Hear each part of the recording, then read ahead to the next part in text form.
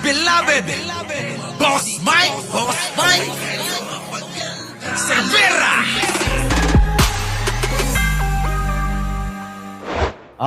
Sa panahon lang ni Pangulong Bongbong, nangyari ito na mga kababayan, umaliwalas ang EDSA. Pasok! PWH sa resulta ng EDSA makeover nitong holiday break. Kita nyo mga kababayan ko holiday break, mga kababayan, ang mga taga DPWH, mukhang tinamaan na yata ng hiya, etong si Vince Dizon, kaya naman, nararamdaman niya yata na, kasi to si Mike Cervera, lagi akong kino-content nito, na wala akong ginagawa, puro lang ako papreskon ng papreskon.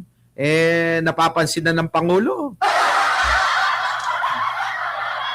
Nararamdaman ko, mukha na ako sisibakin dito, Kaya sabi ni Vince Dizon, mga kababayan ko, papasikat tayo, wala tayong break ngayong Christmas season, at pati na rin bagong taon, pati na rin ng holiday season. Wala. Eto na mga kababayan, nag-makeover ngayon mga kababayan ang DPWH sa pangunguna ni Vince Dizon. Congratulations! Ayan mga kababayan ko, kita nyo?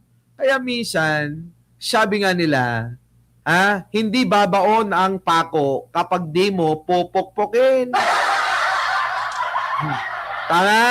Tama ba mga kababayan ko? Sabi ng mga lolo't lola natin, kaslala kalalansa, no, di da ka nga pakpakan, di ka nga may lumlum. Di ba?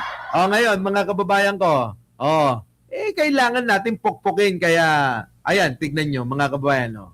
Eto na. Napakinabangan na rin agad ito ng mga commuter at Yun, motorista. Ang detalye sa agenda report ni Isaiah Miramontes ng Abante. Kada papasok sa trabaho si Tatay Abe, mas pinipili niyang sumakay ng Kita nyo, mga mula Buendia hanggang Taft Avenue. Tignan nyo mga kababayan ko, ayan lumuwag-luwag, Kumpara sa mag-book ng PNVS o motorcycle taxi, mas mura at mas mabilis daw kasi ito. Hindi pa ginagawa yan. Pag sumasakay ako, para ako nasa barko. Tug-tug-tug-tug-tug-tug-tug. Kaya nung naayos na, smooth. Kahapon, binuksan na ang sinarang bahagi ng bus lane ay sinara para sa EDSA Rehabilitation Program. Magkabilang linya ng EDSA Orense hanggang Rojas Boulevard. Ito mga kababayan ko, sabi nga ni Maring Joji, martilyuhin natin. Ngayon, eto na. Isipin nyo may gito sasabihin ko, tama ba na kinakastigo natin, na nagiging kritiko tayo ng mga taga-gobyerno, ng mga membro ng gabinete ni Pangulo? Tama ba? Ayan ang resulta. Yung sinasabi ko, na hindi porke kakampi ni Pangulo, hayaan na natin, wag nating awayin. Mali yun. Di ba? Mas nalalaman nila na napapansin natin na binabantayan natin sila, mas sisipagan nila. Ganon. Iba yung mga kababayan yung walang nakatingin. Pabanjing-banjing lang yan Eto subukan nyo mga kababayan ko. Sa isang tauhan ninyo, huwag nyong bantayan. Kita nyo, baka matulog lang yan maghapon. Pero, kapag kayo nandyan, naku, napakasigabo. Kahit break time, pumupokpok ng martilyo. Di ba?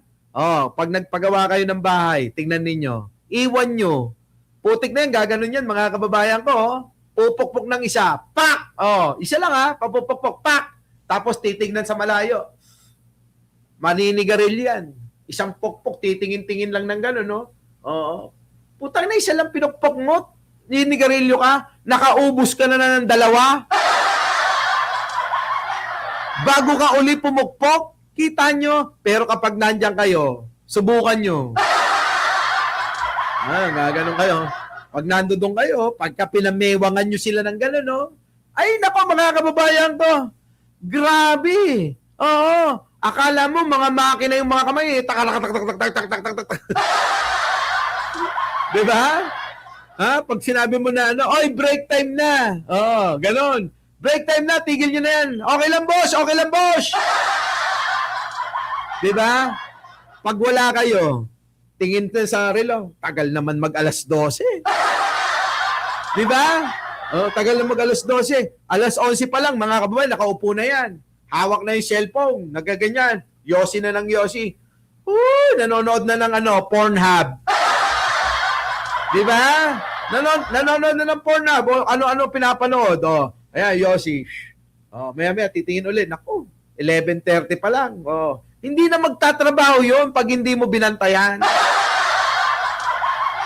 Di ba? Hindi na magtatrabaho yan. Maniwala kayo.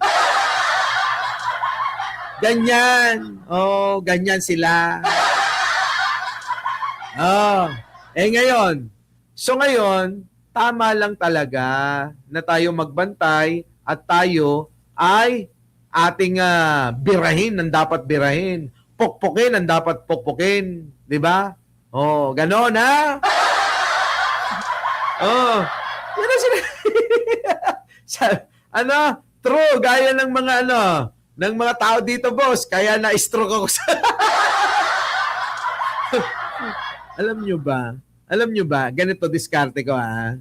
Marami akong tauhan. Ayoko na ma-stress, sa totoo lang. Tulad yan, tingnan mo, na-stress si Leonora Brown.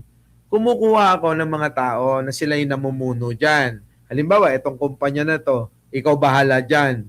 Magre-report ka lang sa akin twice a week. 15:30. Magmi-meeting tayo. Ano na nangyari? Ganun. Isa lang kausap ko.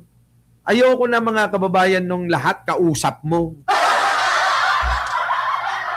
Makakatipid ka nga ng marami, pero mga kababayan ko, ang mangyayari, stress ka naman. Ha? Mapapabilis ka na na mapunta sa libingan. Sabi nga sa kanta, 'di ba? The more you worry, the more you hurry to the cemetery. 'Di ba? Ay mga kababayan, i-manage nyo lang. Huwag kayong masyado.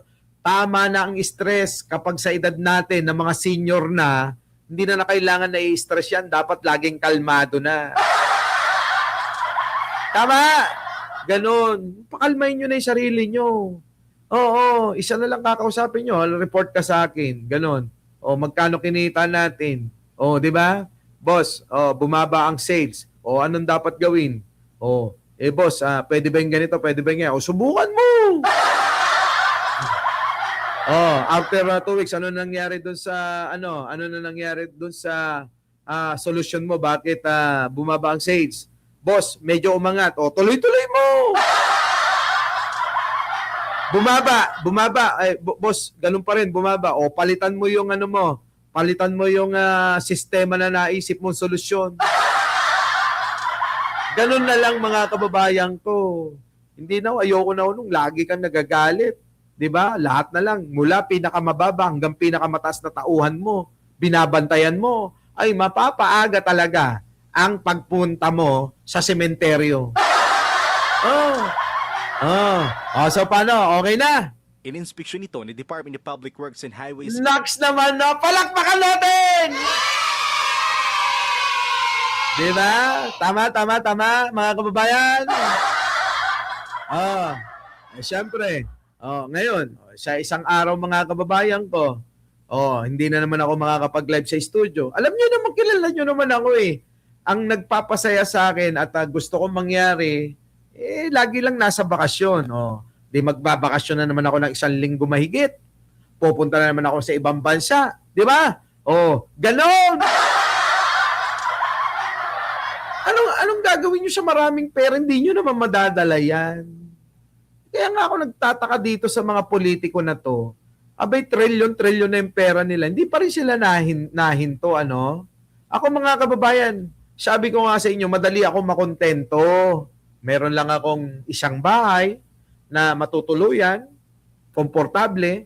Meron lang akong isang sasakyan na Kia Pride. Okay na yun. Diba? Nakakain natin na 2 beses sa isang araw. marami tayong mga kaibigan, okay na yun. Na ipo-provide natin yung pangangailangan natin sa mga responsibilidad natin, sa mga anak natin. At syempre, ganun din sa magulang, okay na yun. Minsan natutulungan natin yung mga kapatid natin at mga pamangkin natin, okay na yun. Ganon, mga kababayan ko. Di ba? Oo. Uy, nako, ewan ko. Ngayon, palakpakan natin si Benz Dizon. Kahit na malapit ng masibak. Malapit na masibak ito. Secretary Vince Dizon. Nako. At ipinagmalaki ng ahensya ang naging mabilis na pag-aayos ng bahagi ng bus lane. Bispiras ng Pasko nang simula ng EDSA makeover. Target ng DPWH na tapusin ang rehabilitasyon sa loob lamang ng 8 buwan. Mas maaga ito sa naunang target na 2 taon. Dapat ganun. Diba? Di nagtatrabaho ngayon si Vince Dizon. Our beloved